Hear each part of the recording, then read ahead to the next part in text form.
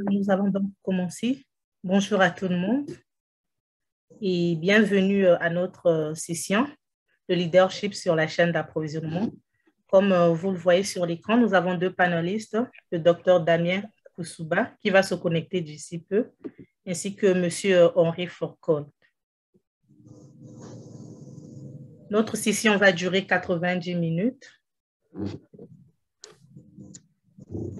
Je passe à la suivante. Oui. Voilà notre agenda du jour. Nous venons de commencer, bien sûr, avec 10 minutes de retard. Comme vous le voyez, nous avons l'ouverture bienvenue et l'introduction, la remarque de bienvenue par Empower qui se fera par M. Henri, l'annonce administrative, l'objectif du webinaire, tous les sondages, la présentation des interventions selon l'horaire prévu à propos d'Empower School of Health. Cela se fera aussi par M. Henri. Et nous aurons la présentation des deux panélistes, M. Henri qui va commencer, ensuite le docteur Damien. Chaque présentation durera 30 à 35 minutes. Ensuite, nous aurons des annonces du programme du master d'Empower, bien sûr. Ensuite, nous aurons deux autres sondages au niveau d'Empower et au niveau de ARC. Suivant. Voilà les annonces sur le déroulement de la session. Nous vous demanderons tous de bien vouloir éteindre vos micros et laisser vos vidéos allumées, si possible, si vous pouvez les éteindre. Veuillez poser vos questions en utilisant le chat et en levant la main, voire l'icône. Vous pouvez poser des questions dans la boîte de discussion à tout moment. Lorsque vous êtes invité à prendre la parole, n'oubliez pas de mettre le son et d'allumer votre caméra. Les enregistrements des webinaires seront disponibles sur les canaux d'Empower et de ARC. La présentation des diapositives sera partagée avec tous les participants. Suivant. Voilà, l'objectif principal de ce webinaire est de présenter quelques aspects du leadership indispensable pour assurer le succès dans la gestion des achats comme dans celle de la chaîne d'approvisionnement en santé publique. Suivant. Nous allons lancer le premier sondage. Tout en bas sur votre icône, vous avez ce qui est appelé le pool ou sondage.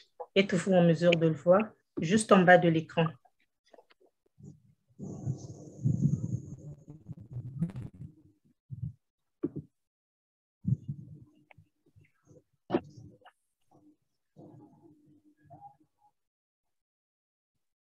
Tout en bas.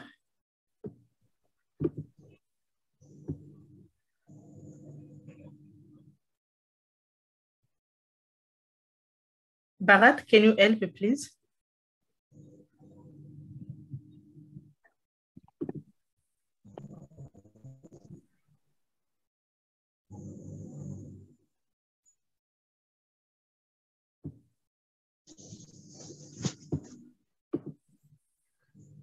Bharat, are you there?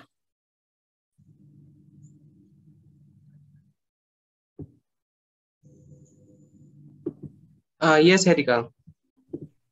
We need to start the poll. Yeah, we already stopped. Okay.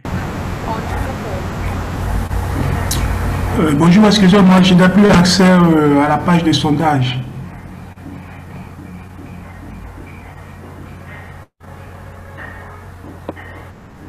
Vous avez la possibilité d'y accéder tout en bas de votre icône et qui est simplement sur sondage au pool.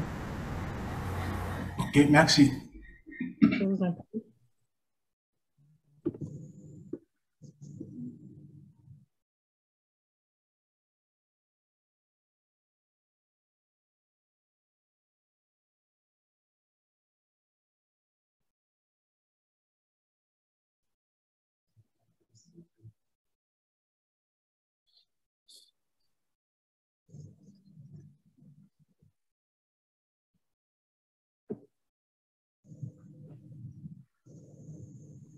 Plus que quelques secondes.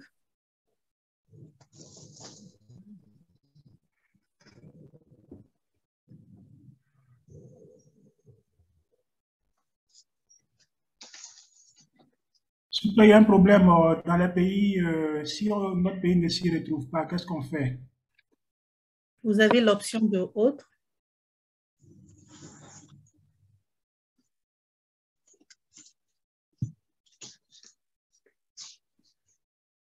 Alors, on n'a pas l'option de autre. Hein.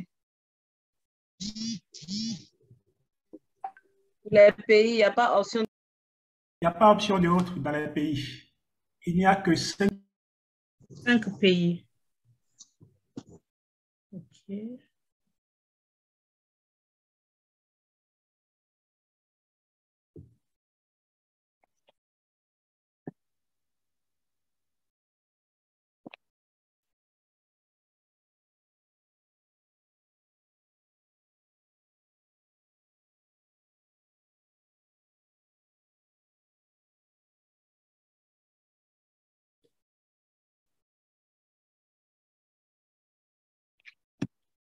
Donc, nous allons arrêter avec le pool.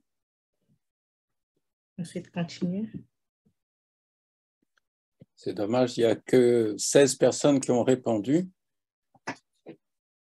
On vous encourage à répondre tous. Il y a 31 participants. 31 participants, oui. Nous sommes à 37. Zoom indique 37, mais oui. sur le pôle, on voit, sur le sondage, on voit 31 et il n'y a que 16 qui ont répondu. On vous encourage à tous répondre, c'est très rapide. Excusez-moi, M. Harry, au niveau du sondage, nous n'arrivons pas à remplir parce qu'on ne va pas là où cocher la case de notre pays, quoi, le Niger par exemple. Et ce n'est pas le seul pays qui n'apparaît pas dans la liste du pays, quoi. Donc, on a du mal à soumettre. Oui, ça c'est correct. Malheureusement, nous avons eu la possibilité d'ajouter que 5 pays. Donc, maintenant, comment allons-nous faire pour pouvoir soumettre notre sondage? C'est ça. Pour cela, je pourrais vous suggérer de choisir n'importe quel pays, ensuite cliquer Par exemple, un pays très voisin, ça peut aller? Oui, oui. Dans les 5 pays, vous pouvez choisir un pays, vous cliquez suivi. D'accord. Maintenant, comment afficher la liste de sondage, la page sondage, donc comment l'afficher? Un instant, parce que je viens de l'arrêter, malheureusement. On en a vraiment besoin, si c'est possible. OK. Je relance à nouveau. Nous devons être un peu rapides. Je relance le sondage à nouveau. D'accord, merci.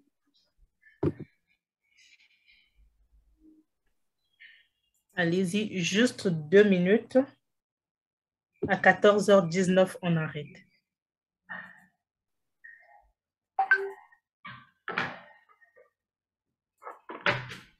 Erika, tout le monde doit participer parce que les résultats sont effacés. D'accord. Donc, tout le monde doit participer à nouveau au sondage.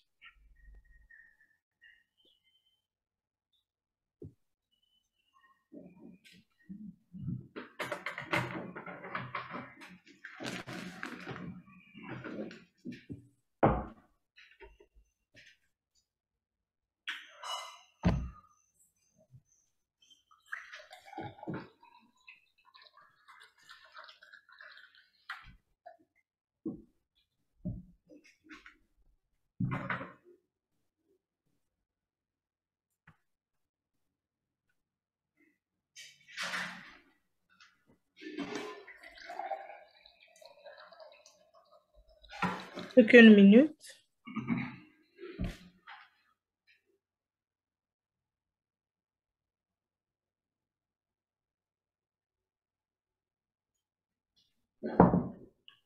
Bonjour, docteur Damien. Bonjour Eric. Désolé pour les retards, il y a des incidents techniques. En tout cas, content de vous rejoindre.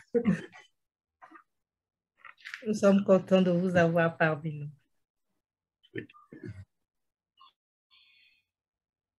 Voilà, nous allons stopper le sondage.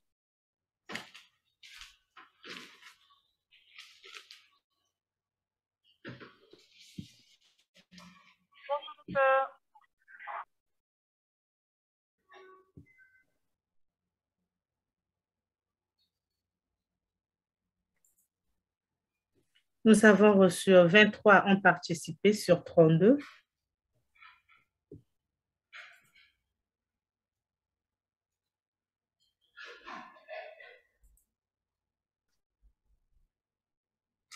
Monsieur Henri, je partage le résultat.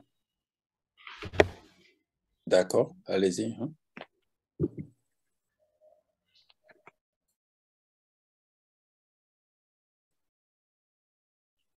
C'est fait. Tout le temps, chacun sera en mesure de voir. Voilà, nous avons 17 hommes, 10 femmes, 6 femmes. Autres, 0.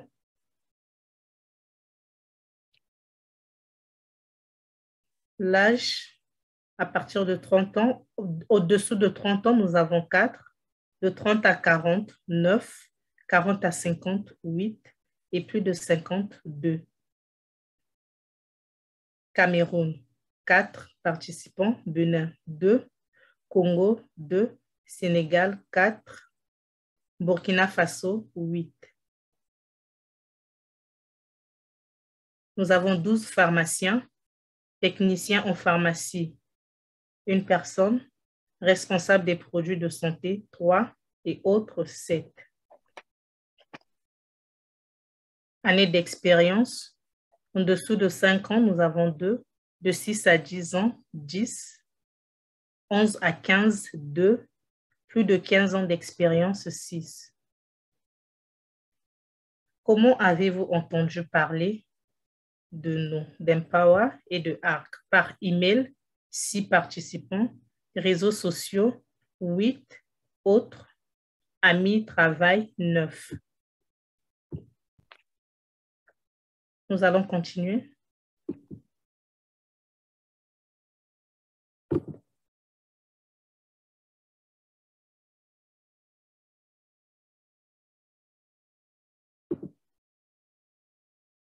Voilà, à présent, nous allons donner la parole à M. Henri Forco, qui est le directeur Centre pour le développement du leadership à Empower. Monsieur Henri, à vous la parole. Merci beaucoup, Erika. Je vous souhaite à tous la bienvenue pour ce webinaire dont l'accent sera sur la nécessité d'un bon niveau de leadership dans tout ce qui concerne le secteur de la santé publique, y compris bien entendu et surtout les chaînes d'approvisionnement en produits de santé. Empower Suisse a organisé ce webinaire pour sensibiliser les populations des pays qui sont représentés ici à ce sujet qui est de toute importance. Donc à Empower, nous faisons beaucoup de travail dans le domaine de la santé publique. Empower a acquis une réputation mondiale dans plus de 100 pays, dans le renforcement des capacités individuelles, institutionnelles, dans les domaines de la santé publique, de la gestion des chaînes d'approvisionnement, et donne dans ce contexte beaucoup de cours techniques, mais également beaucoup d'appui au niveau de la formation en leadership, parce que le leadership est une dimension essentielle du bon fonctionnement des systèmes de santé publique. Et donc, les cours sont donnés beaucoup en ligne. Donc, Empower a acquis une expertise reconnue dans la numérisation des contenus et dans le partage des connaissances par des cours très pointus. Comme on le verra vers la fin du webinaire, je vous donnerai un petit aperçu de ce que fait Empower sur le plan technique et sur le plan présentiel également. Donc, nous avons mené de nombreuses missions dans le monde pour face à face donner des cours. Nous faisons de la formation, nous faisons du conseil également au niveau des Nations Unies, au niveau des ONG internationales, au niveau des gouvernements. Je vais vous donner 2 exemples de projets que nous avons menés récemment. Le premier, c'est STEP 2. Donc STEP, c'est un plan de renforcement des capacités dans le domaine du leadership et qui a déjà été appliqué dans 15 à 16 pays. Le 16e, c'était le mois dernier, il y a 2 mois, nous étions en Ouganda. Et ce projet a été axé sur l'importance de faire face au changement. Donc, il y a la gestion du changement, il y a le développement du leadership. C'est un projet qui implique 1 mois de préparation, comme vous allez le voir.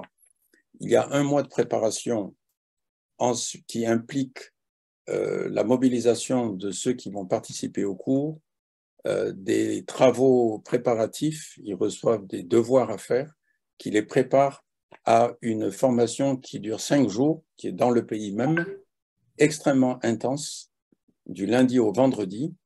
Et après les 5 jours où ils développent leur projet et ils acquièrent des nouvelles compétences et capacités qui leur permettront ensuite de retourner dans leur secteur du ministère de la Santé ou des magasins d'approvisionnement ou centres de distribution ou ONG impliqués dans le domaine de la santé, ils retournent et comme vous le voyez ici, pendant 3 mois minimum ensuite, ils sont coachés par des coachs qui viennent des grands groupes pharmaceutiques du monde. En l'occurrence, c'était donc, je vais vous donner les, vous aviez par exemple IFPW, c'est-à-dire International Federation of Pharmaceutical Wholesalers, People That Deliver, PTD, qui est un organisme mondial qui est bien connu, J&J, Johnson & Johnson, MSD, GSK et le gouvernement ougandais, tout cela était rassemblé pour,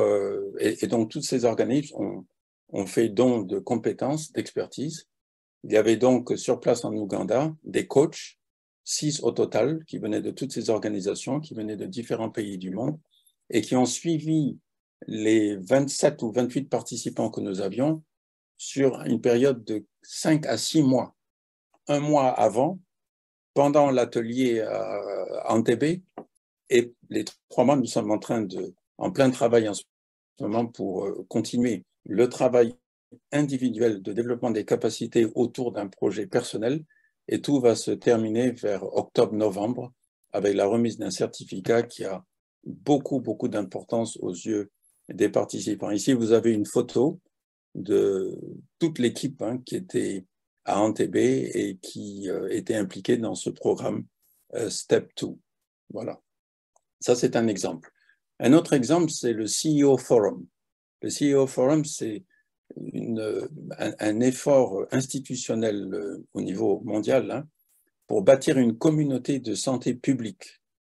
Et il cible en particulier les responsables. Ça se passe au niveau des directeurs généraux, des directeurs de gros services dans le domaine de la chaîne d'approvisionnement, de la santé publique. Donc, il s'agit d'une communauté de dirigeants de la chaîne d'approvisionnement dans une dizaine de pays d'Afrique et d'Asie. Et donc, l'objectif général, c'est de renforcer la capacité des organisations, des participants, dans différents aspects précis de la chaîne d'approvisionnement pour assurer à terme l'accès aux médicaments, donc une meilleure performance en ce qui concerne l'accès aux médicaments et finalement la réduction de la mortalité, de la morbidité. Donc, tout cela se fait par le renforcement des capacités de leadership, de la capacité à faire face aux changements, parce que toute organisation est soumise à des changements, à des forces qui peuvent avoir un aspect négatif si on n'est pas préparé à y faire face. Et donc, ces personnes ont été suivies, donc j'ai participé à cette activité, il y en aura d'autres, sur la durée avec des groupes de coaching qui se sont faits sur une période de plusieurs mois pour les suivre dans leur projet personnel. Voilà 2 exemples qui montrent un peu le travail que fait Empower.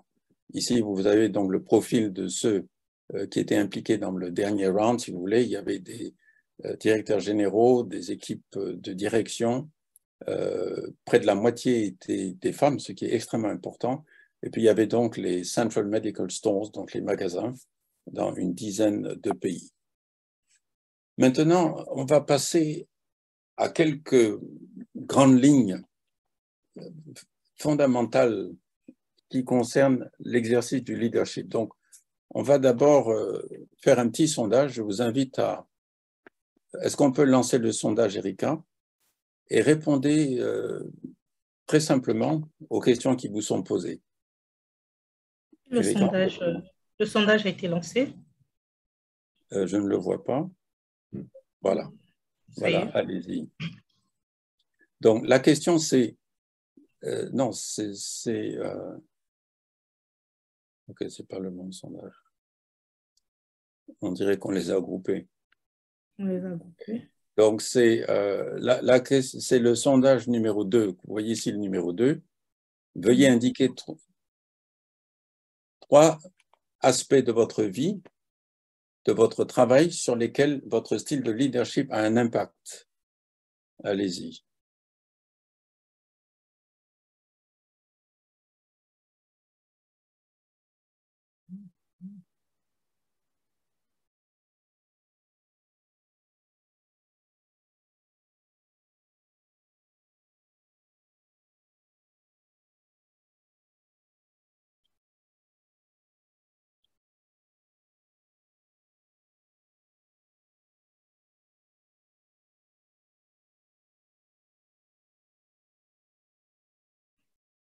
Allez-y, je vous invite tous à répondre dans 3 domaines.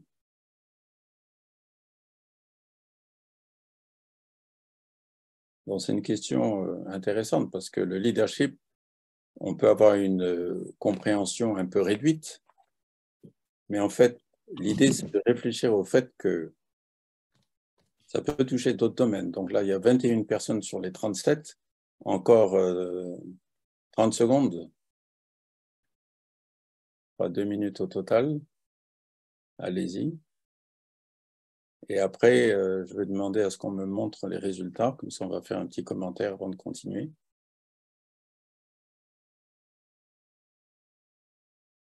Voilà, c'est bien, ça avance bien. On est presque à 30, très bien.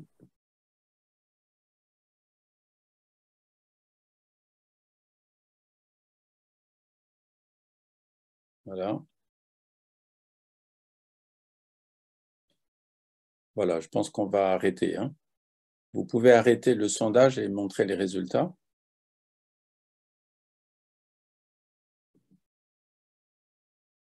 Voilà. Share. Share results. Oui, ça y est, j'ai partagé. D'accord. Alors maintenant, qu'est-ce que nous voyons ici? Prise de décision, 68 personnes. 68%, pardon. Donc c'est intéressant. Donc, vous reconnaissez que l'exercice du leadership a un impact sur la façon de prendre des décisions. La capacité d'influence, c'est très bien. Et l'établissement de priorités, ce sont les 3 plus grands domaines que vous avez identifiés. Et ça montre que même dans d'autres domaines, comme les relations avec les superviseurs, les pairs, les supervisés, la gestion des personnes, il y a un impact dans tous les domaines. Et c'est ce à quoi nous allons réfléchir un petit peu maintenant. Donc, j'enlève cela. Et maintenant, je vous invite à continuer à suivre avec moi le sujet du leadership. Et là, tout ce qu'on va faire, pendant quelques minutes, on va passer en revue un article très intéressant qui a été publié par un monsieur du nom de Bill Taylor et qui était intitulé dans le Harvard Business Review, qui est un magazine que vous connaissez probablement, qui fait autorité dans le monde sur le plan de tout ce qui concerne le business dans le sens le plus large du terme. Il s'agit de l'université de Harvard aux États-Unis et qui publie des articles qui sont considérés comme bien recherchés et ayant un outreach, si vous voulez, une influence potentielle sur tous les spécialistes des différents domaines qui sont examinés. Donc là, il est question des 4 styles de leadership. Et comment il est important d'identifier le vôtre compte tenu de ce qu'on vient de voir tout à l'heure, c'est que le style de leadership de chaque individu a un impact sur beaucoup d'aspects de sa vie. Donc, voici les 4. Le premier, c'est l'entrepreneur classique ou le professionnel classique. Qu'est-ce qui le caractérise? Qu'est-ce qui la caractérise? Il fait plus que ce que l'on croit possible avec moins que ce que l'on croit possible. Donc, c'est celui qui a tendance à être dans l'action. La concurrence, la quête du succès l'excite. Il se soucie des valeurs, mais pas autant que du profit. Ça, c'est la personne classique, le leader classique qui est très axé sur les résultats, sur le profit, et qui se dit, même avec peu de ressources, on peut faire plus, donc il pousse les gens. Ensuite, il y a le professionnel qui a un style missionnaire, c'est-à-dire que plus que la réussite commerciale, ce que cette personne cherche, c'est à construire quelque chose qui a du sens, quelque chose qui va faire une différence. Sa passion pour la réussite est animée par des valeurs humaines. Donc, ce n'est pas le profit à tout prix, mais c'est quelque chose qui va ajouter de la valeur à ce qu'il entreprend. Il prend des risques, comme l'entrepreneur classique, mais son souci d'impact est plus large. Donc, il est plutôt concentré sur une cause plutôt que sur l'acquisition de biens et d'argent. Ça, c'est la vision du professionnel, du leader, qui est plus de style missionnaire parce qu'il a une mission, il poursuit une cause. Ensuite, il y a celui ou celle qui est plutôt ce qu'on appelle en anglais problem solver, c'est-à-dire un solutionneur de problèmes. Il se préoccupe moins de l'impact dramatique que des résultats concrets. Donc pour lui, c'est pas trop les causes ni le profit, mais c'est on va trouver des solutions. Il croit donc au pouvoir de l'expertise, la valeur de l'expérience. Il est le premier à affronter des difficultés, à identifier de nouvelles opportunités. Il écoute les conseils de ses collègues parce qu'il se rend compte que pour trouver des solutions, l'apport de chacun est également important. Mais en fait, même s'il a un peu cette tendance, il se rend compte que son expérience, son expertise, c'est quand même le plus important et c'est lui qui est en position de faire la différence et de trouver une solution pour l'équipe et pour l'organisation. Donc ça, c'est celui qui est axé sur trouver une solution au problème. Et finalement, le quatrième style de leadership, c'est celui qui est plus porté sur la recherche de solutions. Il estime que ses contributions les plus puissantes proviennent souvent du génie caché des collègues. Donc, le tout est supérieur à la simple juxtaposition de ses composantes. Il croit dans le pouvoir de l'équipe, le génie collectif. Il s'engage donc à faire en sorte à ce que ce qu'il ne sait pas ne va pas être un facteur de limitation. Il se rend compte de ses limites à lui, mais il recherche l'apport des autres dans son organisation, dans son équipe, parce qu'il se rend compte que ce tout-là pourra faire une grande différence. Donc, d'une façon générale, c'est obtenir des résultats pour ce style de leadership, c'est l'affaire de tous. Et donc, 3 caractéristiques de ce style, c'est la modestie, l'humilité et ne pas se mettre en avant, mais être plutôt effacé. Donc, 4 styles. L'entrepreneur classique, le missionnaire moderne, le solutionneur de problèmes et le chercheur de solutions. Ça fait réfléchir, n'est-ce pas? Est-ce que vous arrivez à vous identifier dans un style ou dans un autre? On devrait tous le faire. Pourquoi? Parce que, en fonction de ce qu'on sait sur soi-même, on peut ensuite se développer dans des domaines précis. Pourquoi est-il important de connaître son style?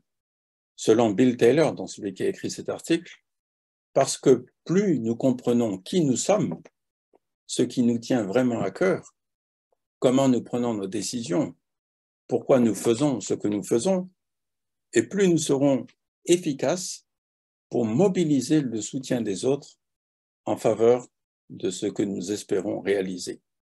C'est donc la voie de la sagesse que dans la poursuite d'un exercice du leadership qui soit le plus éclairé possible, qui ait le plus de potentialité d'impact, qu'on se concentre sur son style à soi, pas pour se dire « voilà mon style, je suis calé là-dedans, c'est comme ça que je reste », mais pour mieux comprendre dans quel domaine on peut vouloir se développer davantage. Et c'est ce qu'on va explorer un peu plus maintenant. Tout d'abord, un bon leader, faisons la différence entre leader et manager. Est-ce que c'est la même chose? Non. Un bon leader n'est pas nécessairement un bon manager. Et de même, un bon manager n'est pas nécessairement un bon leader. Et pourtant, il s'agit de la... Est-ce que vous voyez mon écran, tout le monde? Malheureusement, vous avez oublié de partager l'écran. Ah, pourquoi vous auriez dû me dire quelque chose? J'ai levé la main. Ah, Vous mais je ne n'avez vois pas pas réagi. quand j'avais... Alors, je l'avais fait depuis le début ou non? Je l'avais fait tout à l'heure, non? Depuis le début. Attendez. Alors, mais ce n'est pas grave, hein, parce que j'ai expliqué, hein, donc je vous remontre Oui. tout simplement. Est-ce que vous voyez maintenant? Oui. Voilà, je vous ai expliqué cela, donc même si vous ne l'aviez pas vu, le message était là. Donc, encore une fois, vous avez l'entrepreneur classique, le missionnaire moderne, le solutionneur de problèmes, le chercheur de solutions, et puis cette déclaration hein, qui montre que quand on comprend ce qu'on est, ce qui nous tient à cœur, comment on prend des décisions, pourquoi on fait ce qu'on fait, eh bien, ça nous permet d'être plus efficaces pour mobiliser les autres. Et donc, une réflexion générale qui est importante, c'est que être un bon leader, ça ne veut pas dire automatiquement être un bon manager et vice-versa. Et pourtant, est-ce que quelqu'un dit « moi je suis leader dans cette organisation et de telle personne est strictement un manager ». Non, on a vu que l'exercice du leadership touche à tous les domaines de la vie. Et donc, le même individu, la même personne, est à la fois un leader et un manager. Les caractéristiques sont différentes, mais elles sont complémentaires. Donc, explorons cela un peu plus. Qu'est-ce que c'est qu'un bon leader, un excellent leader? C'est quelqu'un qui a la capacité d'établir une vision, une direction claire. Quelqu'un qui est très conscient de soi. Donc déjà, cette personne sait quel est son style de leadership. On reviendra là-dessus tout à l'heure. Quelqu'un qui sait faire preuve d'une énergie positive. Quand il y a des défis, ne dit pas « oh là là, c'est difficile, c'est compliqué » et on se retire dans une position défensive, mais quelqu'un qui accepte le changement, quelqu'un qui fait face à l'avenir avec courage, avec détermination et qui cherche des solutions en s'appuyant également sur les autres, qui ne s'appuie pas uniquement sur son expérience à lui ou à elle. Un excellent leader, c'est quelqu'un donc qui est capable d'influencer, quelqu'un qui mène des équipes efficaces. Aujourd'hui, quand on parle de leadership, et ça c'est un point important à tous les collègues qui sont connectés aujourd'hui, il ne s'agit pas de leadership en exercice solo, il s'agit de leadership d'équipe.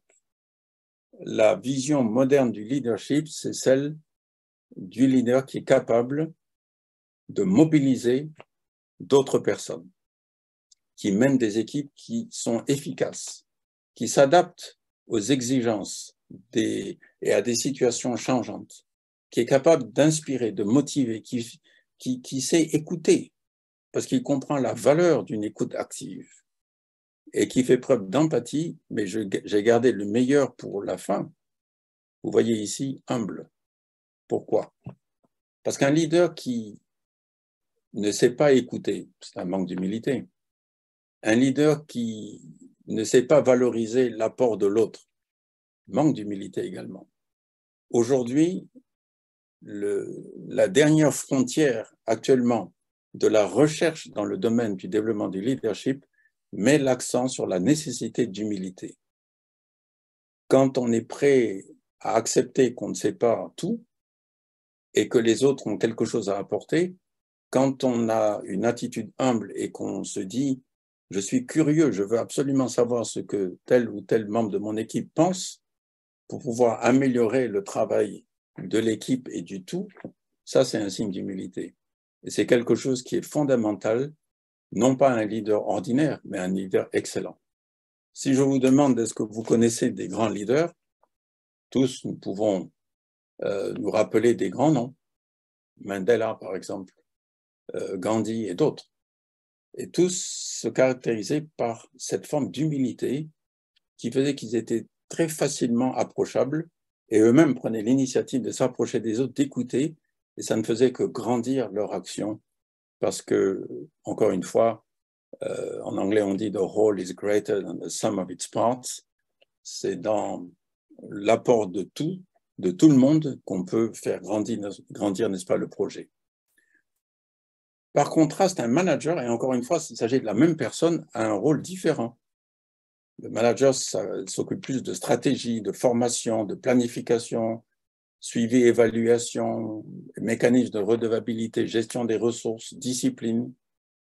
Tout cela fait partie du travail du manager, mais on comprend bien qu'on ne peut pas dissocier l'un de l'autre. Et donc, le développement de soi fait qu'on comprend clairement les différents rôles qu'on a à jouer et comment le faire. Maintenant, qu'est-ce qui est le plus difficile pour vous, selon vous? Est-ce que vous pensez que c'est être un manager ou être un leader? Très rapidement dans le chat, écrivez manager ou leader et je vais lire un peu vos réponses. Qu'est-ce qui est plus difficile? Manager ou leader? Leader. Manager est plus facile, d'accord, c'est ça, leader, exactement, manager. Alors, quelqu'un pense que manager, c'est plus difficile que leader, c'est intéressant, mais la vaste majorité, vous avez effectivement dit que leader, c'est quand même plus difficile à maîtriser que être un manager. Pourquoi? Je continue la présentation et je voudrais vous faire réfléchir là-dessus.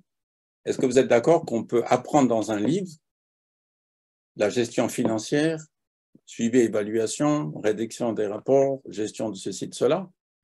Mais est-ce qu'on peut apprendre dans un livre comment inspirer, comment influencer, comment s'adapter au changement, comment mener une équipe? C'est plus compliqué.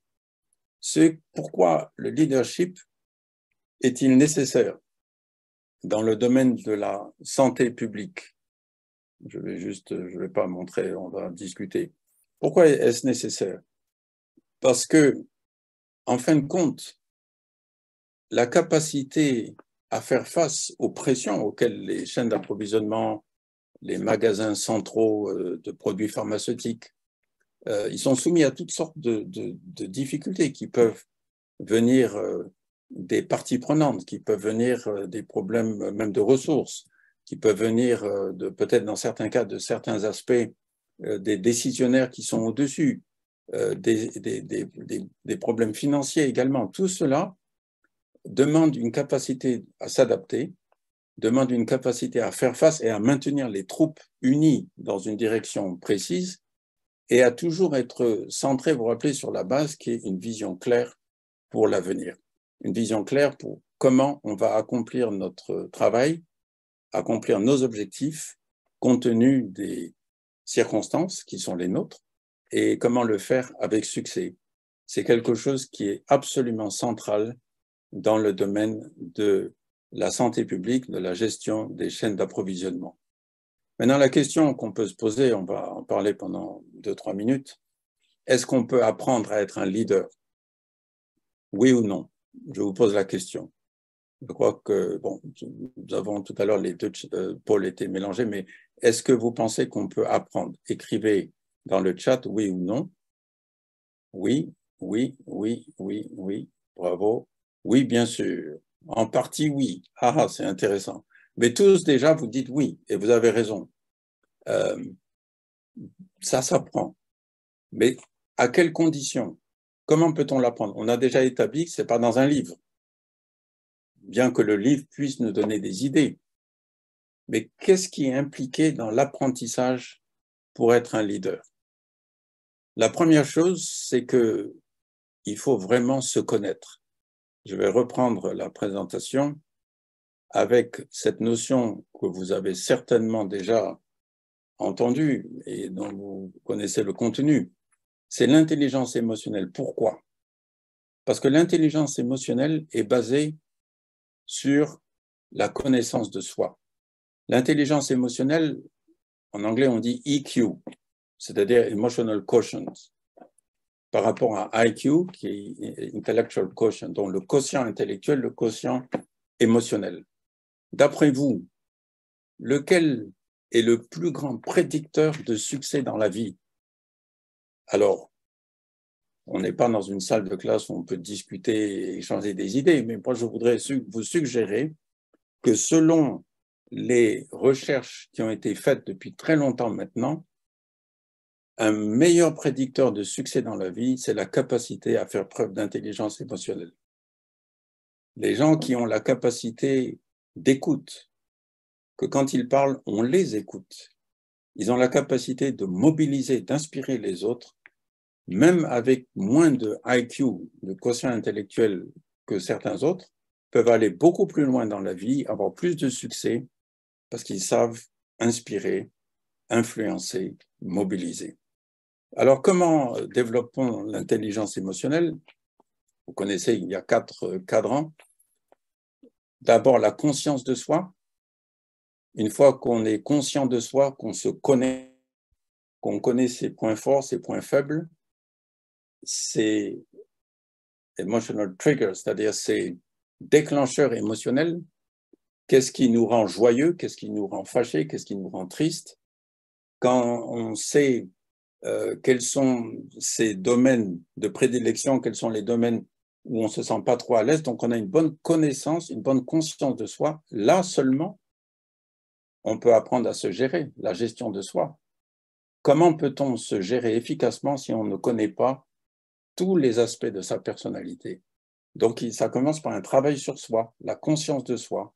Ensuite, ça mène à la gestion de soi. Une fois qu'on fait ce travail sur soi, on peut mieux se gérer, mais on peut mieux comprendre les autres, c'est la conscience sociale. Et après, finalement, une plus grande capacité de se gérer soi-même et de mieux comprendre les autres permet quoi? D'arriver au net plus ultra, qui est la gestion plus efficace des relations. C'est-à-dire que on est dans une position de mieux travailler avec les autres et à travers les autres, de mieux développer ses capacités d'obtenir des résultats, pas par soi-même seulement, parce que ça c'est un exercice solo, mais par les autres avec qui on travaille, parce qu'on sait les valoriser, on les comprend, on peut mieux gérer la gestion relationnelle avec ces personnes-là. Donc, quelles sont certaines compétences impliquées? Conscience de soi émotionnelle pour la conscience de soi, gestion de soi, maîtrise de soi émotionnelle, adaptabilité, orientation vers les résultats, attitude positive. On comprend mieux les autres, c'est la conscience sociale, donc on peut faire preuve d'empathie, se mettre à leur place, on les écoute, on s'intéresse à eux, et ça permet d'avoir une plus grande conscience sur le plan de l'organisation communautaire. On est en phase avec les autres. Et si on arrive, à partir de la conscience de soi, à développer sa gestion de soi et sa conscience sociale, le résultat, le haut, c'est la gestion des relations. On peut plus influencer, on peut être un coach, un mentor pour les autres, on gère mieux les conflits, on travaille mieux en équipe et le leadership est inspirationnel. Voici la fin de cette première partie du programme. Est-ce que vous avez une ou deux questions avant que, avec grand plaisir, je passe la parole à mon collègue?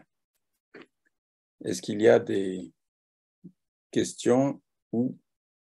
Alors, utilisez le chat parce qu'il y a trop de monde pour qu'on puisse se parler, mais est-ce que vous avez des... Donc, quel est le but? Le but, c'est de vous encourager à explorer davantage. Et puis après, on verra quelques pistes éventuellement qui pourraient vous être utiles.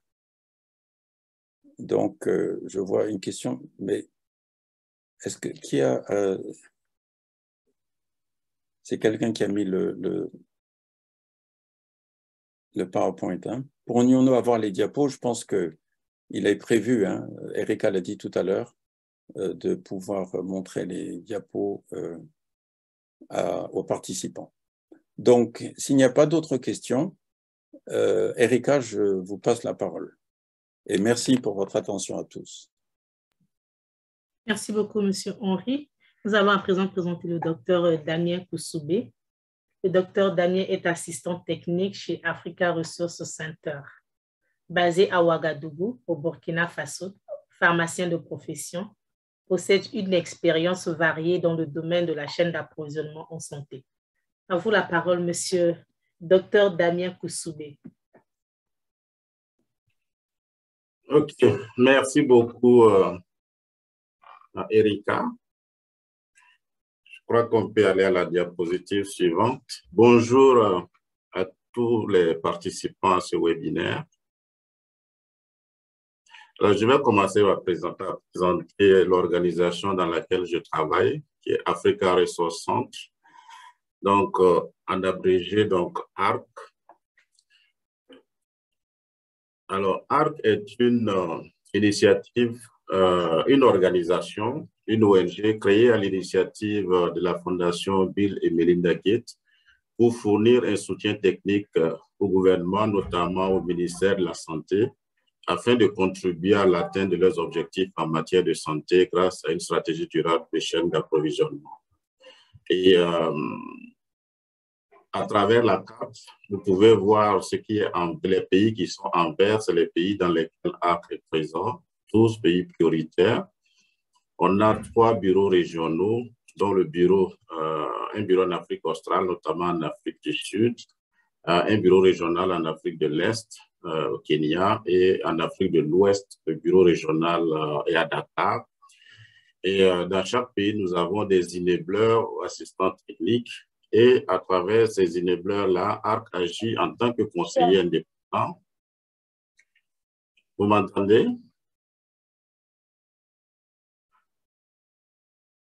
Oui, très bien. On m'entend? OK, ARC agit. Diapositive précédente, s'il vous plaît. Voilà, je disais que ARC agit en tant que conseiller indépendant de confiance, dont le rôle clé est de soutenir le ministère de la Santé en permettant au gouvernement de coordonner les efforts des donateurs et des partenaires pour obtenir un meilleur retour sur investissement dans les transformations de la chaîne d'approvisionnement, également en favorisant des pratiques exemplaires pour réaliser les changements dans les domaines tels que la visibilité, l'analyse de la chaîne d'appro, les offres de services différenciés, la distribution au dernier kilomètre. Diapo. Alors, ici, je présente un peu quelques axes de collaboration que nous avons avec Empower, notamment dans la mise en place des programmes académiques et programmes de certification en gestion de la chaîne d'approvisionnement avec les universités ou écoles de formation. Également, une collaboration pour des partenariats avec les institutions sous-régionales en matière de formation et renforcement des capacités. Et collaboration également dans l'organisation de conférences ou tout autre événement en lien avec la chaîne d'approvisionnement en produits de santé. Alors maintenant, je vais rentrer dans le vif du sujet concernant la présentation que je vais vous livrer, diapo.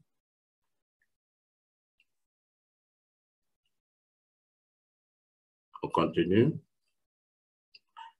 Alors, en introduction, on peut dire que selon l'OMS, il y a plus de la moitié de la population mondiale n'a pas accès aux services de santé et environ un tiers des patients dans le monde n'a pas un accès régulier aux médicaments essentiels, d'où le défi de la disponibilité des produits et également de l'accessibilité financière. Donc, défi de la disponibilité parce que très souvent, les États, les services de santé sont confrontés à des ruptures de stock, nous le savons tous, liées aussi aux défis qu'on a dans les quantifications des produits de santé parce qu'on n'a pas les données de qualité. Et l'accessibilité financière également reste une difficulté, même si on sait que plusieurs pays font des efforts donc, en termes donc, de politique de gratuité ou encore de subventions sur certains médicaments. Néanmoins, les prix de beaucoup de médicaments restent toujours inaccessibles pour les populations. L'accès aux médicaments essentiels constitue une composante essentielle du droit de l'homme à la santé. Il faut dire aussi que la majorité des décès dans les pays à faible revenu sont dus à des maladies qui peuvent être soignées. Et souvent, on perd les patients parce que quelquefois, c'est lié à la négligence donc, du personnel soignant. Il y a des fois aussi où cela peut être lié aux patients eux-mêmes qui fréquentent tardivement les centres de santé ou encore au système lui-même du fait des plateaux techniques qui ne sont pas adaptés. Et donc, le renforcement du système de santé reste un des défis prioritaires à résoudre pour offrir aux populations des conditions favorables à l'émergence, surtout en Afrique, pour l'atteinte de la couverture sanitaire universelle et la gestion efficace de la chaîne logistique. Dans le cadre du renforcement du système de santé, joue un rôle crucial pour un meilleur accès aux médicaments. Diapo. Et pour le renforcement du système de santé, Henri nous a parlé tout à l'heure du leadership dans toutes ses composantes. Leadership et gouvernance constituent un couple indissociable pour un système de santé performant dans lequel les bénéficiaires, patients, utilisateurs sont satisfaits. Un rappel sur la gouvernance qui peut être défini comme un processus dans lequel les dirigeants créent des conditions dans lesquelles les ressources rares sont mobilisées et déployées pour protéger, promouvoir ou restaurer la santé des populations en définissant donc des politiques, des réglementations et activités de surveillance, supervision, etc. La prochaine diapositive. Encore. Voilà. Je veux parler un peu de quelques défis que les chaînes d'approvisionnement rencontrent en Afrique, notamment au niveau des États, du gouvernement. À mon avis, le premier défi reste la gouvernance de la chaîne d'appro. On sait que la gouvernance, c'est une fonction d'appui de la politique sanitaire. Et en matière de chaîne d'approvisionnement, le manque de positionnement stratégique peut rendre le rôle de la gouvernance incomplète.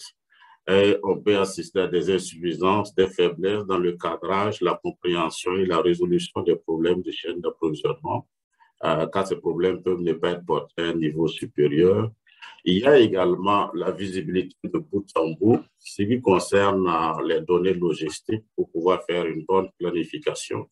La qualité, la disponibilité, la qualité des données constitue donc une condition pour des prises de décision efficaces par les managers. Ça, nous le savons. Cependant, il existe dans la plupart des pays plusieurs systèmes, outils de collecte d'informations, très souvent non interconnectés à tous les niveaux de la pyramide sanitaire, ce qui rend difficile donc cette bonne visibilité de bout à bout sur toute la chaîne d'approvisionnement. Donc, un autre défi, diapo.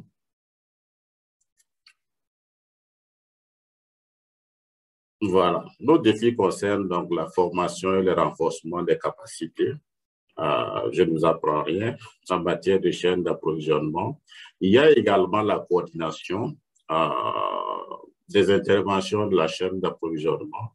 En général, beaucoup de partenaires, plusieurs partenaires interviennent dans la chaîne d'appro, ou du moins au niveau des États, les systèmes de coordination existants entre les ministères et les PTF, les partenaires se concentrent beaucoup plus sur les programmes de santé et les questions donc de la chaîne d'approvisionnement peuvent ne pas être traitées suffisamment.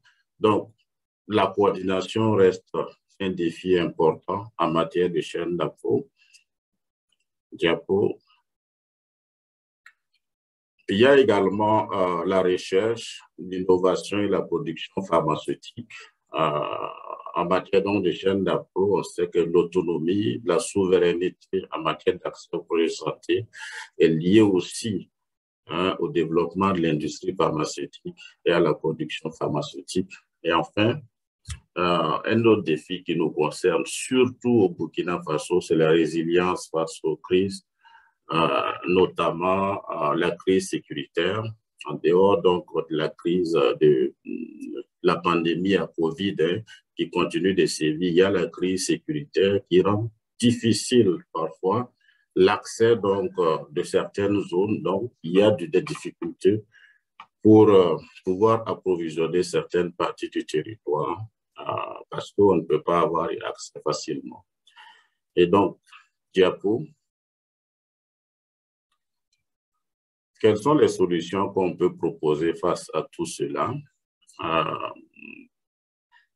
Le premier élément important, à notre avis, c'est le positionnement de la chaîne d'approvisionnement. Une structure de gouvernance de la chaîne d'appro en santé est essentielle au déploiement des initiatives de transformation. Et une gouvernance solide jouera un rôle de catalyseur dans la mise en œuvre d'initiatives d'amélioration de la chaîne d'approvisionnement produits de santé. Et pour nous, la définition qu'on peut proposer en matière de structure de gouvernance pour les chaînes d'appro, vous l'avez donc au début de la diapositive, une structure de gouvernance multidisciplinaire qui garantit l'alignement de toutes les parties prenantes et une coordination régulière continue des investissements et des projets de chaîne d'approvisionnement afin d'améliorer l'appropriation, la surveillance, la responsabilité du ministère de la Santé en matière de performance et de résultats de la chaîne d'approvisionnement. Et pour plus d'efficacité, dans le positionnement de la chaîne d'appro, il faut bien sûr une structure multisectorielle pluridisciplinaire, donc qui réunit le ministère, les partenaires, les PTF, société civile, etc.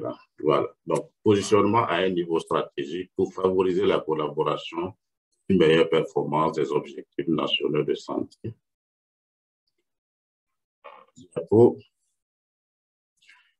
Il y a également autre solution qui est la planification stratégique de la chaîne d'appro. Alors, pour améliorer la planification de la chaîne d'appro, il faut bien sûr mettre en place des mécanismes de planification pour un processus de planification plus coordonné tout en améliorant les procédures, les méthodes de prévision et d'analyse et les indicateurs clés de performance, soutenus bien sûr par l'interopérabilité des systèmes d'information. Cela passe également par le renforcement des ressources humaines de la chaîne d'approvisionnement, surtout au niveau stratégique, renforcer les capacités du personnel en matière de planification. Diapositive suivante. Alors, il y a également la visibilité de bout en bout. On l'a relevé tout à l'heure comme défi.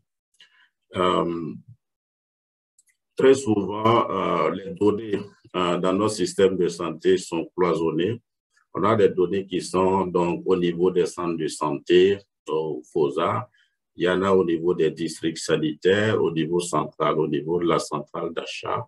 Mais comment faire pour avoir une visibilité sur tout ça? Ça nécessite en tout cas une interconnexion ou interopérabilité à tous ces niveaux pour qu'on puisse avoir, bien sûr, une bonne visibilité sur les données. Diapositive suivante. Alors, il y a également le développement du partenariat public-privé. On sait que le secteur privé peut jouer un rôle important dans les chaînes d'approvisionnement en santé à travers, par exemple, l'externalisation de la gestion des stocks et de la distribution. Il y a également le partage d'expériences et des meilleures pratiques avec le secteur public pour mettre à niveau les chaînes d'approvisionnement en santé et la complémentarité des chaînes d'approvisionnement public et privé pour réduire les ruptures de stock et accroître, bien sûr, la disponibilité des médicaments au dernier kilomètre en garantissant leur accessibilité. Alors, autre solution, le financement donc de la chaîne d'approvisionnement en santé. L'amélioration à long terme de la chaîne d'appro nécessite des mécanismes de financement solides et durables et la coordination efficace des partenaires est essentielle pour la gestion et l'allocation efficace des fonds aux différents programmes de santé, infrastructures, équipements et opérations de la chaîne d'appro. Voilà un peu pour les solutions qu'on peut proposer pour faire face aux différents défis que nous rencontrons dans la chaîne d'appro. Diapositive suivante.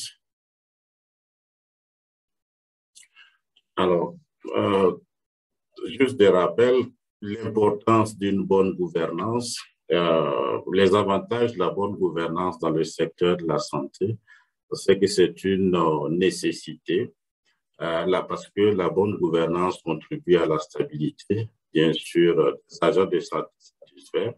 Ça fait des millions de bénéficiaires également satisfaits, favorables à la croissance économique, des milliers de travailleurs dépensant leurs revenus dans les économies locales, et ce qui va à son tour alimenter la croissance dans d'autres secteurs.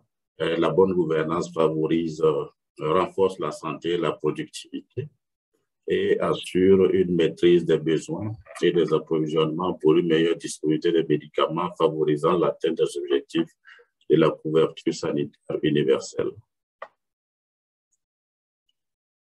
Diapositive suivante.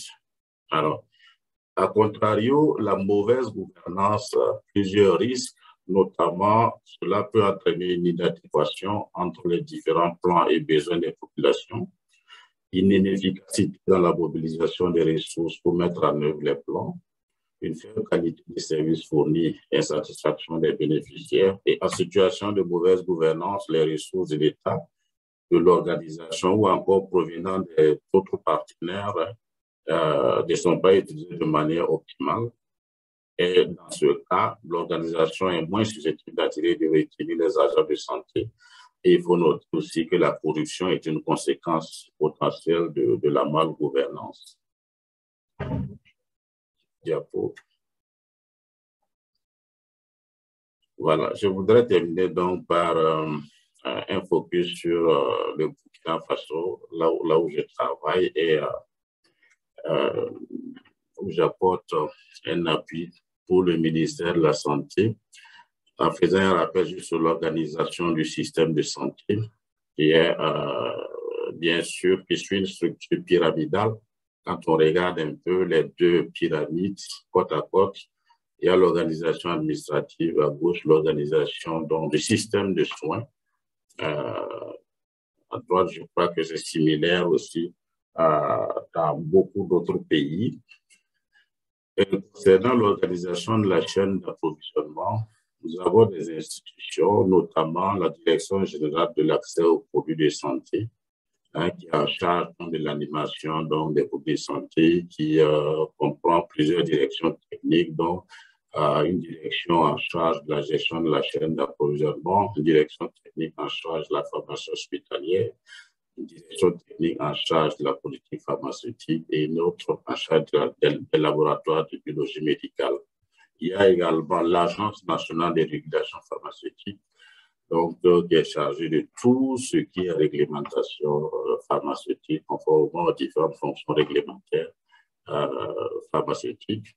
Il y a les structures de coordination, dont l'équipe fonctionnelle, appelée équipe fonctionnelle 3, qui est en charge de la coordination des actions autour d'une vision commune du système d'approvisionnement en médicaments essentiels et qui comprend donc plusieurs entités du ministère de la Santé et aussi d'autres entités en dehors du ministère, notamment les partenaires techniques, les consultants, etc. Il y a la Commission nationale donc, de coordination de la gestion des approvisionnements pour les programmes prioritaires et enfin, on a les structures d'approvisionnement et de distribution et la centrale d'achat pour ce qui concerne donc le secteur public et les grossistes privés qui sont chargés donc d'approvisionner essentiellement les officines pharmaceutiques privées et également les hôpitaux pour ce qui concerne les spécialités pharmaceutiques. Dernière diapositive.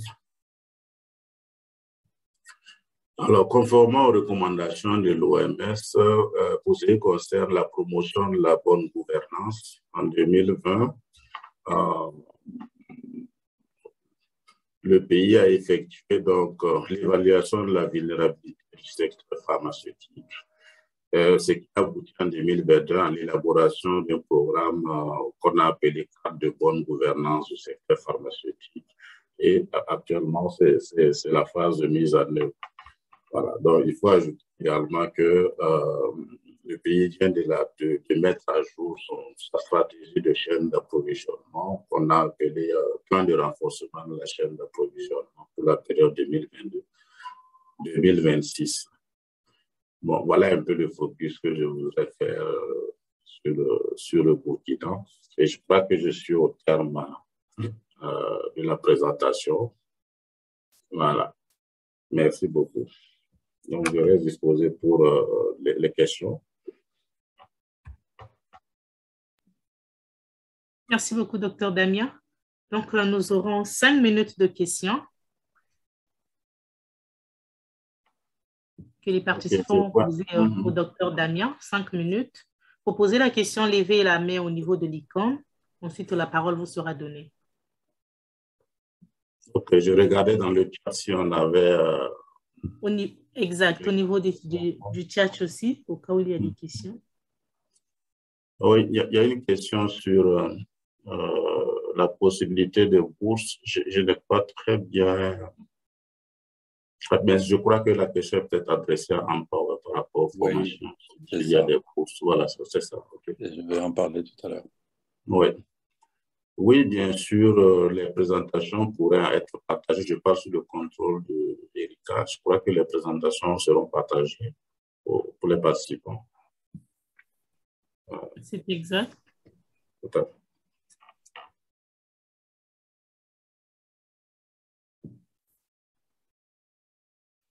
S'il n'y a plus de questions, nous pourrons continuer. Nous allons donner la parole à M. Henry pour nous parler un peu d'Empower. Voilà. Ensuite, nous aurons une dernière séance. Voilà. Merci beaucoup, Erika.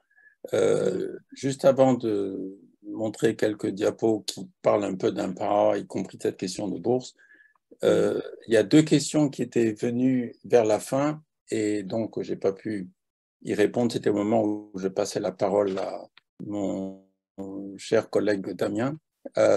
C'est est-ce que la notion d'équipe renvoie toujours au leadership, 1, et 2, l'apprentissage est-il l'unique voie pour devenir un leader? Excellente question.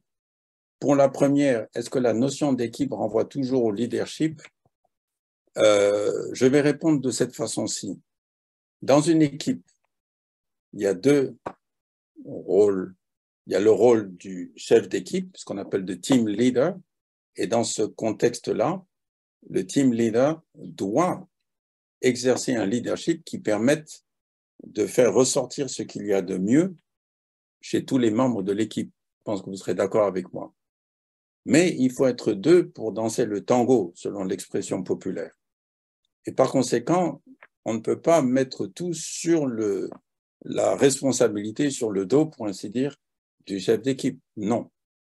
Lui ou elle doit exercer un leadership éclairé, basé sur des principes sains, mais les membres de l'équipe ont un rôle fondamental à jouer, qui est d'être des membres d'équipe qui assument leur rôle de façon à ce que toute l'équipe en bénéficie. Et là, je vous ramènerai aux travaux excellents dont je m'inspire souvent dans mes interventions en tant que consultant ou en tant que formateur, de Patrick Lencioni, qui vient de faire très récemment un travail, en anglais on dit séminal, fondamental sur le rôle des membres des équipes au sein des équipes. Donc, et à ce niveau, je vous dirais même que n'est-il pas vrai que chaque individu, quel que soit son rôle au sein de l'équipe, se doit de développer des capacités de leader au niveau individuel, dans sa capacité à influencer les autres, à inspirer les autres, à faire face au changement,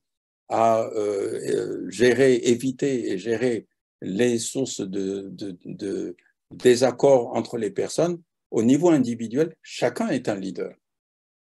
Et au niveau de l'équipe, il y a un team leader, un chef d'équipe, et il y a les membres des équipes dont chacun a un rôle à jouer. Et dans ce contexte-là, la réponse à la question « Est-ce que la notion d'équipe renvoie toujours au leadership ?» La réponse est oui. Mais dans les rôles que chacun a à jouer, qui demandent l'exercice du leadership, quelle que soit sa fonction et son rôle au sein de l'équipe, mais certainement au niveau du chef de l'équipe, mais pas que. Tout le monde doit jouer son rôle au sein de l'équipe. Donc c'est une réponse qui est ouvre beaucoup d'autres éléments. On n'a pas le temps de les couvrir, mais j'espère que ça vous donnera envie d'en savoir plus pour ce qui est de ce domaine qui est fascinant, qui est celui du leadership, auquel le monde entier aujourd'hui est confronté, surtout dans le domaine des systèmes de santé. Deuxième question, l'apprentissage est-il l'unique voie pour devenir un leader? Non. L'apprentissage est important, mais il y a d'autres éléments. Il y a en particulier un élément sur lequel je mets beaucoup l'accent, c'est le feedback. La capacité à apprendre par rapport au feedback qu'on reçoit des autres. Et le feedback peut se manifester en parole, il peut se manifester en acte, il peut se manifester par l'écoute, par l'observation. C'est un autre domaine à explorer, qu'on ne va pas faire maintenant, mais certainement, peut-être dans d'autres circonstances, vous serez amené à en savoir plus sur ce monde fascinant qui est le développement du leadership. Et mon collègue Damien a bien mis l'accent entre le lien entre le leadership et la gouvernance. Et ces deux éléments sont centraux pour tous les systèmes de santé dans les pays en développement et pour faire avancer les choses pour qu'à terme, comme il l'a dit plusieurs fois, soient satisfaits les bénéficiaires, c'est ça le but. Qu'ils aient ce dont ils ont besoin, quand ils en ont besoin, dans les quantités qu'il leur faut. Maintenant, juste pour terminer et ne surtout pas dépasser le temps, je vais vous parler un petit peu de Empower. Donc, Empower offre des cours dont la durée est personnalisée, qui vont du certificat au diplôme d'enseignement supérieur au masters. Et cela en anglais et en français, et je pense même dans d'autres langues aujourd'hui, comme le portugais, l'espagnol et d'autres encore. Et donc, pour les certificats qui couvrent, on verra tout à l'heure les domaines, un total de 18 cours, il y a énormément de possibilités, ça se fait en ligne, ça se fait également, dans certains cas, même en présentiel. Pour les diplômes d'enseignement supérieur, ce qu'on appelle postgraduate diploma, il y a 2 cours principaux et qui prennent de 6 à 12 mois. Pour les certificats, c'est 2 à 3 mois. Et pour les programmes de maîtrise en santé publique, ça peut aller de 12 pour un master 1, 12 mois, pour un master 2, 24 mois. Maintenant, voici les 2 masters, des cours de master, plutôt 2 exemples. Ici, il s'agit de procurement, des achats, santé publique, et la gestion des chaînes d'approvisionnement, 24 mois. Et puis le programme de 12 mois sur les mêmes sujets, avec un accent un peu moins marqué, un peu plus marqué pour le programme de 24 mois dans la gestion et la conduite du changement, avec un type d'exercice pratique qui est un peu plus avancé, d'où le fait qu'il y a 24 mois dans ce Master 2. Maintenant, les diplômes d'enseignement supérieur, en anglais et en français, dans les domaines, vous voyez ici un peu le profil. Il y en a un de 6 mois, il y en a un autre de 12 mois, donc pour avoir des renseignements, Erika vous indiquera comment obtenir ces renseignements-là. Et puis voici un exemple des certificats. Il s'agit de certificats de base sur la gestion de crise. Ici, quantification forecasting, c'est-à-dire la quantification et les prévisions, achat, stockage et distribution, achat dans la santé publique. Donc, il y a une gamme de programmes qui sont disponibles à toute personne qui désire obtenir des diplômes dans ce domaine. En voici d'autres encore. Et ça vous donne une idée de tout ce que fait Empower dans, encore une fois, une centaine de pays, y compris plus récemment dans la gestion qui est impactée par le Covid, la gestion des chaînes d'approvisionnement dans un contexte de pandémie. Donc, Empower se maintient toujours à la pointe de ce qui se fait dans le domaine de la promotion d'une bonne santé publique par des cours, des capacités renforcées au niveau individuel et institutionnel. Donc voilà pour ce que nous avions à dire. Et la dernière chose peut-être, c'est que en rapport avec les bourses, je vous invite, il y a des bourses qui sont disponibles et pour cela, je vous invite à contacter le bureau central de Empower Suisse ou Empower School of Health, qui sera heureux de vous donner des informations supplémentaires à ce sujet pour voir si éventuellement vous pouvez vous qualifier pour cela. Cela dit, merci à toutes et à tous pour votre attention soutenue à ce programme et je repasse la parole à notre animatrice Erika. Merci beaucoup, M. Henry. Merci à tout le monde. Merci, Dr. Damien. Nous allons passer à l'étape suivante. Ce serait notre tout dernier sondage. Ensuite, je vais vous présenter le diplôme. J'enverrai le lien dans le chat auquel vous pourrez télécharger votre diplôme. Simplement remplir les informations, ensuite télécharger le diplôme de participation. Donc, passons au dernier sondage d'abord.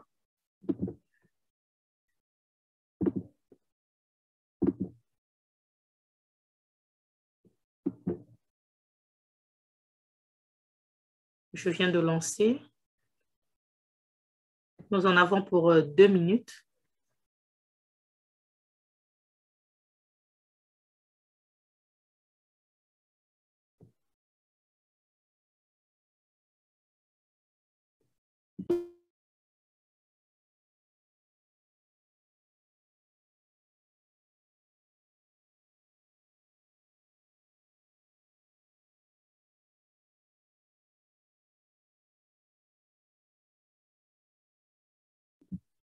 Nous avons 52 participants. J'encourage tout le monde d'y participer, s'il vous plaît. C'est très important.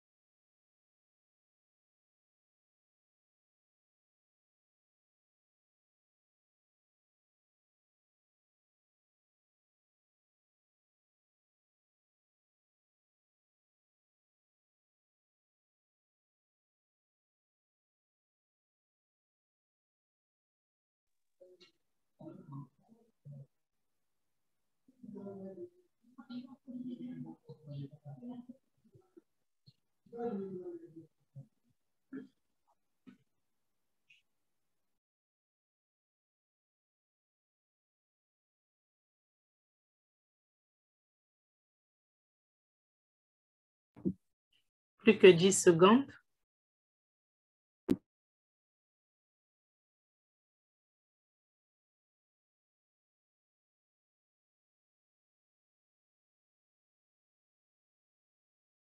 Et voilà, c'est la fin.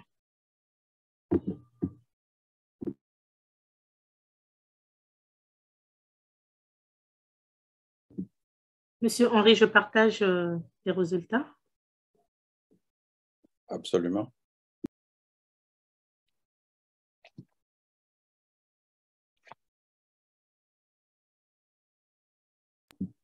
Des commentaires de votre part?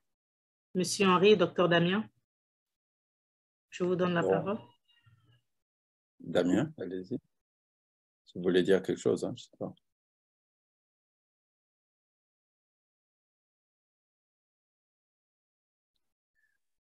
pas. OK. En tout cas, merci beaucoup pour votre feedback hein, qui est important.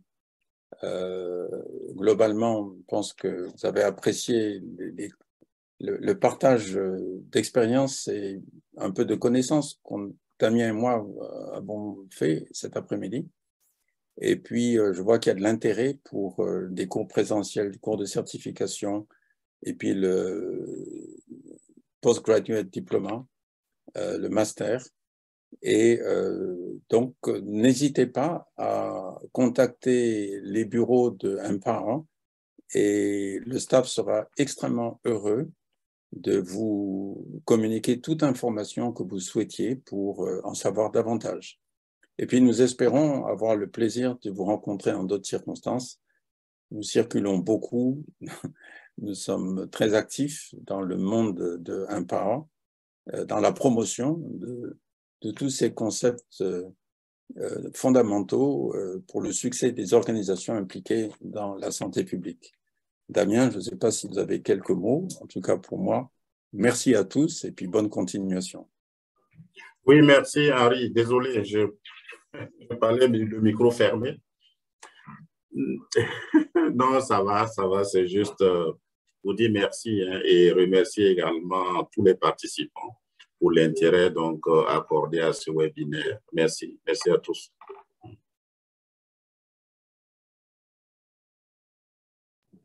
Merci à tout le monde. Je viens de partager le lien dans le chat auquel vous pouvez télécharger votre diplôme. Vous en avez pour 5 minutes. Ensuite, nous allons stopper avec la présentation.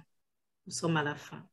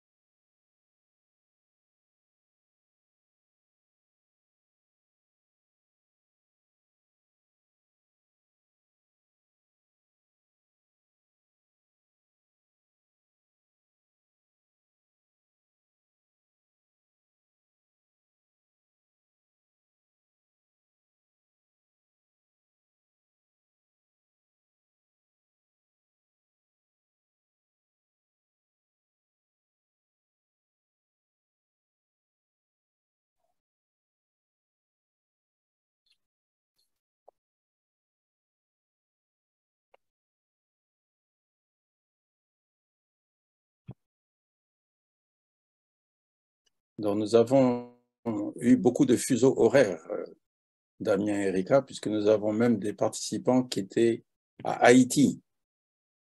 Alors, ça aurait été intéressant de voir tous les pays qui étaient représentés, mais il y en a pas mal.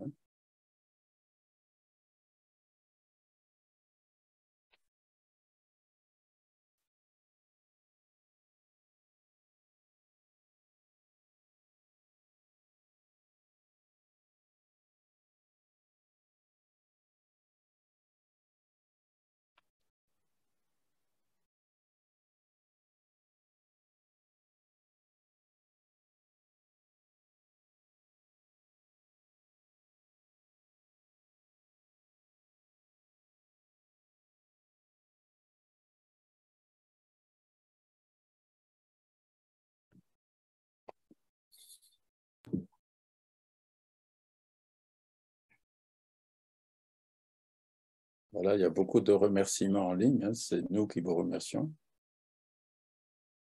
Et puis Damien, on est content d'avoir pu faire ça dans les temps prévus. Tout à fait, malgré les difficultés techniques de démarrage. Ah oui, mais c'est la vie, hein, ça c'est comme ça. Un problème. Tout à fait. Voilà. En fait, l'idée, c'est de les encourager à vouloir en savoir plus, parce qu'on a effleuré à peine. Tout à fait. Des questions importantes. Oui, tout à fait.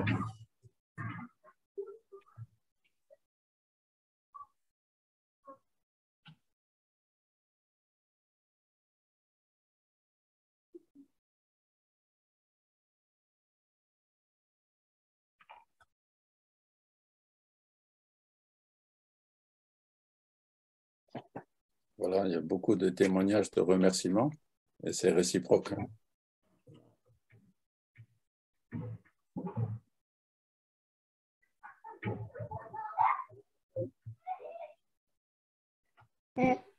Plus qu'une minute, comme ça nous allons arrêter avec la présentation. Merci Monsieur Henri, merci Dr Damien. Merci Erika. Merci Erika pour l'organisation. Tout s'est très bien passé.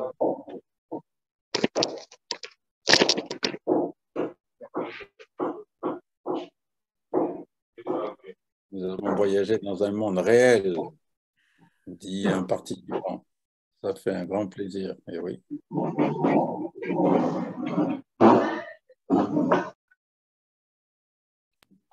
C'est agréable de voir tous les commentaires. Hein.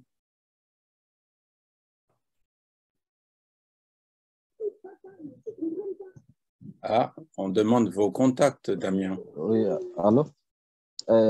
Monsieur Arik, moi, je n'arrive pas à télécharger sur les liens là pour pouvoir télécharger le certificat. Ah, Erika, vous avez entendu? La partie technique est assurée par Erika et l'équipe qui se trouve en Inde. Erika, vous avez entendu le problème? Oui, monsieur Henri. Nous allons faire le nécessaire. C'est monsieur Adamo? Oui, Adamo Nafogabdraga. D'accord. Voilà, il y a des petits problèmes de téléchargement. Bonjour Erika, c'est pareil pour Chaka aussi. Donc, je n'ai pas pu télécharger aussi. Normalement, lorsque vous cliquez, vous avez la possibilité de télécharger le diplôme aussitôt ou cela pourrait vous prendre 24 heures. Ah, d'accord. Ah oui. Okay, Les autres ont pu télécharger, d'autres, malheureusement, vous devez patienter et réessayer à nouveau. Cela devrait prendre 24 heures. Ouais, c'est-à-dire c'est les liens même sur lesquels on n'arrive pas à... C'est-à-dire quand je clique sur le lien, ça me ramène directement sur un compte, un autre truc là. Si vous pouvez me le renvoyer à nouveau, s'il vous plaît.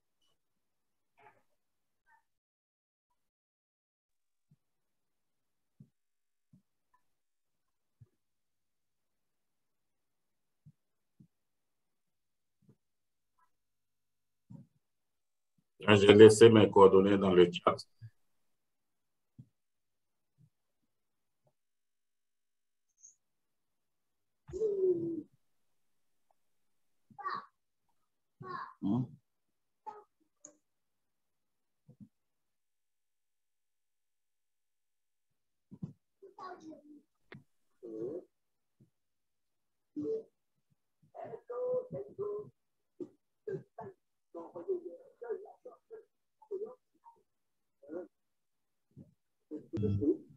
Oui, allô, Madame Erika?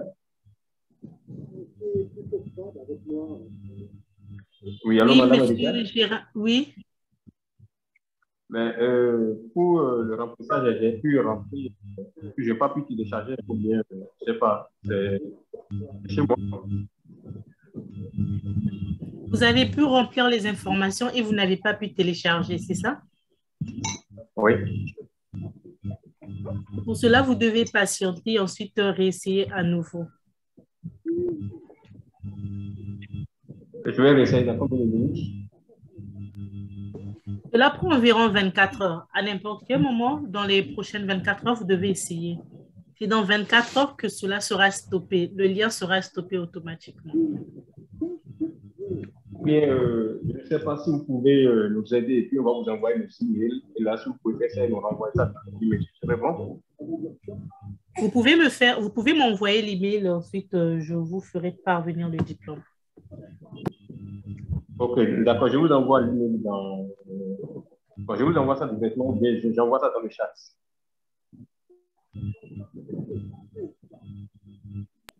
Je partage mon adresse email dans le chat.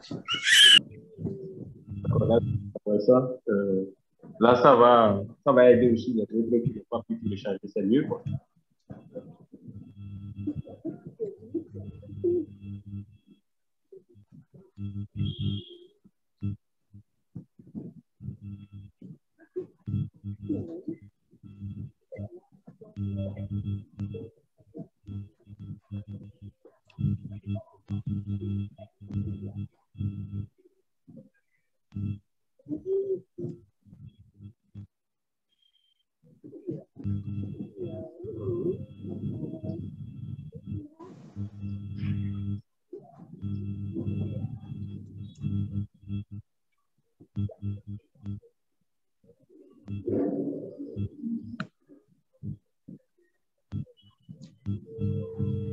Je pense que c'est venu. Hein. J'ai eu ça déjà. Ouais, c'est venu directement dans mon adresse email.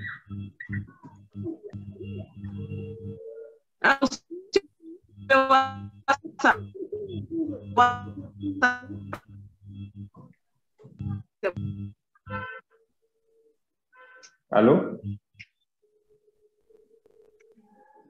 Allô?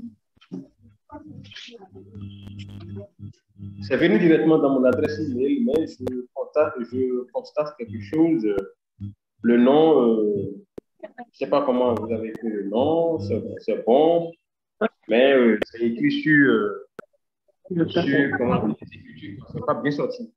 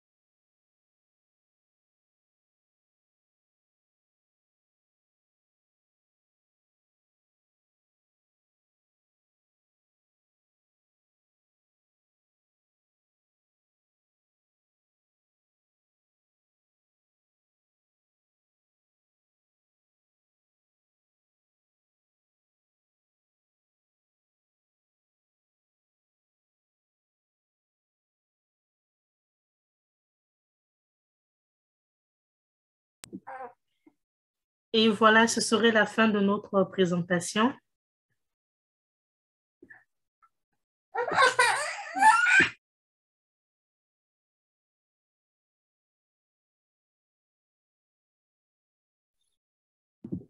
Voilà, donc merci encore à tous et au revoir et à la prochaine. Au revoir. Merci beaucoup à tous. Au revoir. Voilà, merci beaucoup. Merci. Au revoir, professeur. Au revoir tout le monde, bonne continuation. Merci et au revoir. Très bien. Allez, Erika. Allez, au revoir. Au revoir, Erika, et merci, Damien. Merci beaucoup. Bonne journée à tous. Ciao, ciao. Allez, au revoir. Merci. Au revoir tout le monde. Au revoir.